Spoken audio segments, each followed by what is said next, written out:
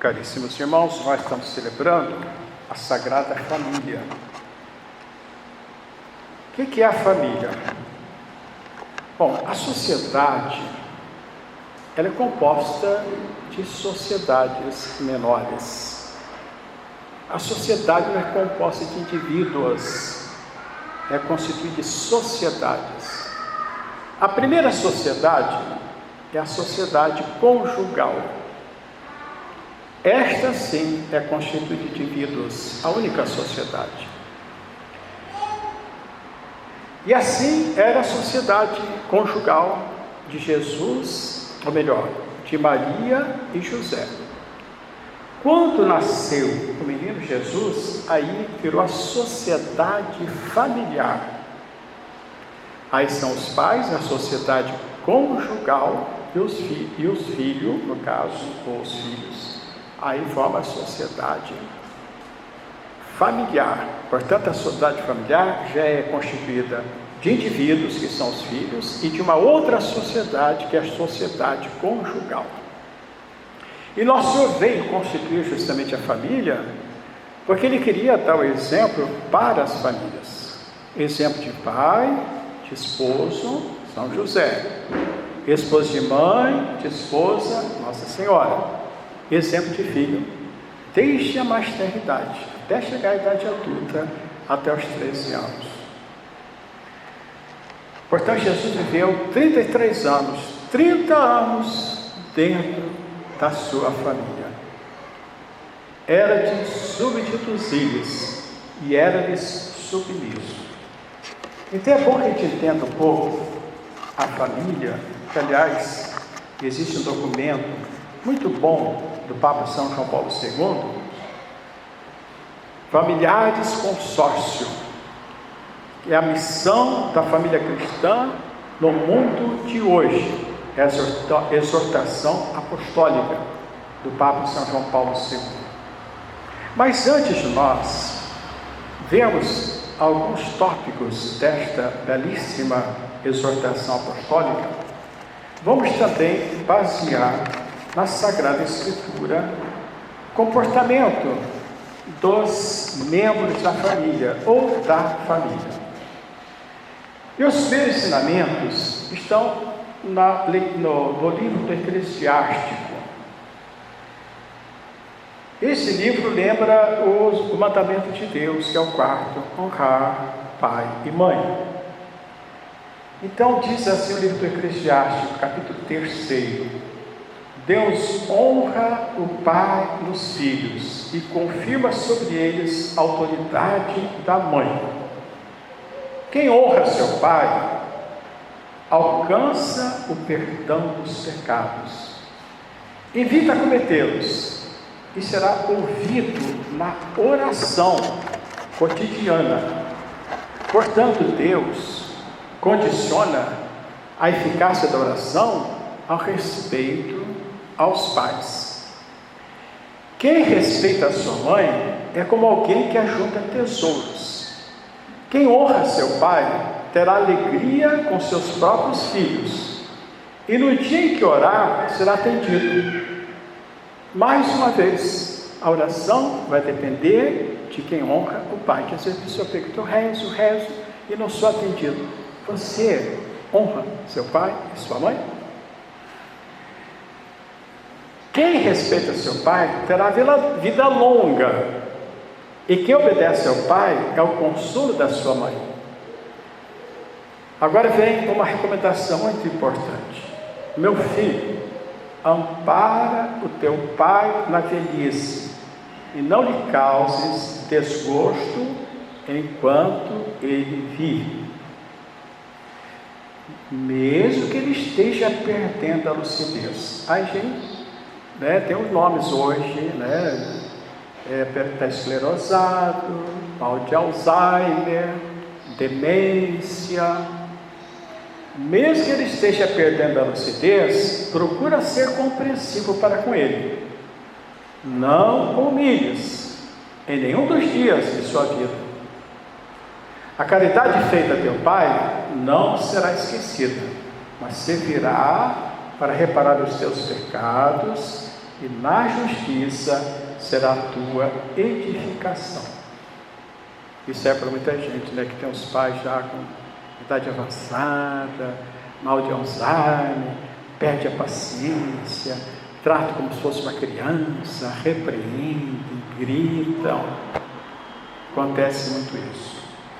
E na epístola que nós lemos agora, só que eu vou ler um pouquinho mais daquilo que está aqui, onde tem as recomendações para cada membro da família. De modo especial, né, para a família em geral, começando assim. Quais são, nesta epístola que nós temos, São Paulo aos Colossenses, quais são as virtudes que ele apresenta necessárias para o convívio familiar? Quais são? Revestimos de sincera misericórdia, bondade, humildade, mansidão e paciência. Haja paciência. Suportando-vos uns aos outros. Difícil, né? Mas é. Perdoando-vos mutuamente, se eu tiver queixa contra o outro. Como o Senhor vos perdoou, assim perdoai vós também. Mas, sobretudo, amai-vos uns aos outros, pois o amor é o vínculo da perfeição. Depois ele continua, nós já lemos agora na missa, mas, como disse, eu gostaria de acrescentar aqui algumas recomendações a cada membro da família. Não está no texto do missal de hoje, porque ele interrompeu aqui, e aqui nós vamos continuar, porque aí vem as recomendações. Diz assim, primeiro começa com as esposas. Presta atenção às esposas. Esposas, sede solícitas para com vossos maridos, como convém no Senhor. Maridos, é vez de vocês agora. Maridos, amai vossas esposas e não sejais grosseiros com elas. Presta atenção, não sejais grosseiros. No namoro não tem nada disso, mas depois que casa, a falta é quem? Os filhos, presta atenção, está cheio de filhos aí, e todos nós somos filhos, né? Filhos, obedecei em tudo aos vossos pais. Por isso é bom, pois isto é bom e correto no Senhor. Então nós estamos para as esposas, para os maridos e para os filhos. Falta quem? Para os pais. Pais, não intimideis os vossos filhos, para que eles não desanimem. Não me amedronteis. Meu pai é muito bravo, tem medo do pai,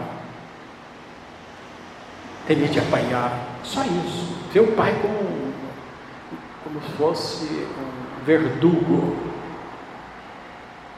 O pai não é amigo, não brinca, não conversa, não dialoga.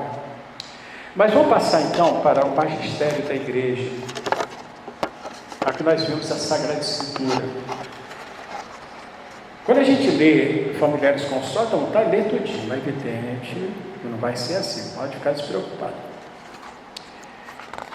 Estou vendo o contexto aqui, que nós vamos falar. O santuário doméstico da igreja. É um santuário em sua casa. O matrimônio, sacramento de santificação mútua e ato de culto. Um deve santificar o outro, ajudar-se ou santificar-se nessa relação mútua. Depois, matrimônio e eucaristia. E depois fala sobre o sacramento de conversão, de reconciliação, que é a confissão. Mas eu queria falar aqui de modo especial sobre a oração familiar.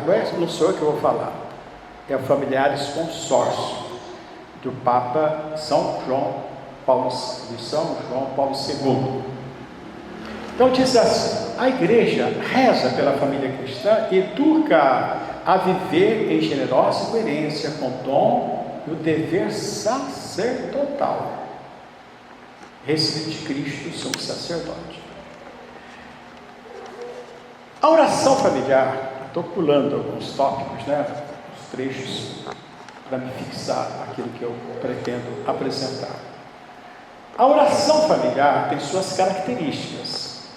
É uma oração feita em comum, marido e mulher juntos, pais e filhos juntos.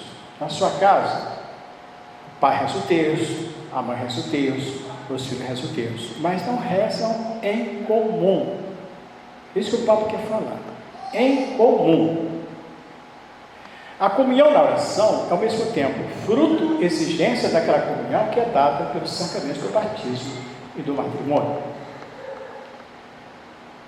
Mais à frente, a oração familiar tem como conteúdo original a própria vida da família, que em todas as suas diversas fases é interpretada como vocação de Deus e realizada como resposta filial ao seu apelo. Educadores da oração. Em virtude da sua dignidade e missão, os pais cristãos prestem bem atenção nisso. Os pais cristãos têm o dever específico de educar os filhos para a oração, de os introduzir na descoberta progressiva do mistério de Deus e do colóquio pessoal com Ele.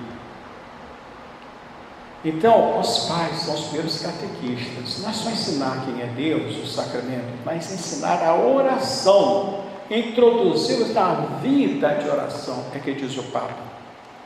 É sobretudo, ele cita aqui o Concílio Vaticano II, é sobretudo na família cristã, diz o Concílio, ornada da graça do dever do sacramento do matrimônio, que deve ser ensinados os filhos desde os primeiros anos, segundo a fé recebida no batismo, a conhecer e adorar a Deus e amar o próximo.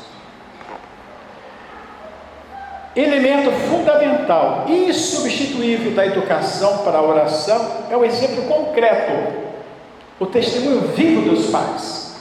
Só rezando em conjunto com os filhos, o pai e a mãe, enquanto cumprem o próprio sacerdócio real, entra na profundidade do coração dos filhos, deixando marcas que os acontecimentos futuros da vida não conseguirão fazer desaparecer. Então, o pai precisa mostrar que está rezando com a mãe, em casa, e os filhos juntos. Porque certos filhos só vê os pais nos bares, nos jogos, nos churrascos, no futebol, na rua. Não vê o pai na igreja, não vê o pai com o terço na mão, não vê o pai se confessando, não vê o pai comungando. Que exemplo? E se eles deram exemplo, a semente está lançada. Mesmo que eles se desviem, vê o mundo aí fora, vê os professores ateus, vê as universidades, são fábricas de marxistas e ateus, a semente está lançada. Está no coração do filho que vai germinar um dia. Agora vem o conselho do Papa citado por São João Paulo II na Familiares Consórcio. O Papa São João Paulo II cita o Papa São Paulo VI. Olha, é um exame de consciência que São Paulo VI faz com os pais, faz com a família. Então é bom cada um examinar sua consciência respondendo às perguntas que o Papa fez. Qual é o exame de consciência? Começa por quê? Começa pelas mães. Olha a importância das mães. Mães, ensinais aos vossos filhos as orações do cristão. Eles aprendem no seu colo a rezar o Pai Nosso, Ave Maria, Anjo da Guarda, Sinal da Cruz. De acordo com os sacerdotes, preparai os vossos filhos para os sacramentos da primeira idade, confissão, comunhão em Cristo. A mãe deve ser a primeira catequista, depois envia o filho para a igreja, para a catequista, mas tem que ensinar em casa, preparar para, como diz o Papa, confissão, comunhão e crisma. Geralmente os pais empurram os filhos para a escola e dá jeito. Eu já fui diretor de uma escola lá na minha paróquia. Muitos pais acham que a escola é reformatório, não tem educação em casa, empurram. Não, a escola é da igreja, do padre, o padre vai dar jeito no meu filho. E se não tem religião, a escola católica não vai dar jeito também. Só que vai dar continuidade. Continua o Papa indagando. Olha aqui. Habituai-os, quer dizer, os filhos, quando enfermos, a pensar em Cristo que sofre.